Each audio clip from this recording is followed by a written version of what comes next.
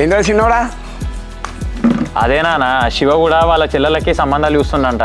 నువ్వు నిన్న సాయంత్రం అయ్యగారికి ఫోన్ చేసి మాట్లాడుతా అన్నావు కదా, మరి మాట్లాడినావు ఏమన్నా? చిన్నోడా, సాయంత్రం గురుదత్త గారు ఫోన్ చేసి మాట్లాడినరా. ఇవాళ రేపు ఇప్పుడు అన్ని మంచి రోజులే కదా. అవునా నాన్న, మరి ఎట్లా మరి ఇవాళ ఒకసారి పోయి అత్తమ్మ ఇంటికి పోయి మాట్లాడేసి వద్దామా? ఇవాళ ఎందుకు వచ్చినోడా? నాకు బయట పని ఉన్నది, రేపు పోదాంతి. నాన్న, బయట పని ముఖ్యమా ఈ ఇంట్లో పని ముఖ్యమా నాన్న? బయట పని కోసం ఇవాళ మన పనిని ఆపుకుంటామా చెప్పు? ఇంకో మనకి ఇదే ఇంపార్టెంట్. ఇవాళ సాయంత్రము వరకట్ల అత్తమ్మ ఇంటికి పోయి మాట్లాడేసి వద్దాం. సరే చిన్నోడా, సాయంత్రం పోయి మాట్లాడేద్దాం. మరి మీ చెల్లె వాళ్ళ ఇంటికి నువ్వు ఒక్కరిని పోయి మాట్లాడదామా, మరి అందరం పోదామా?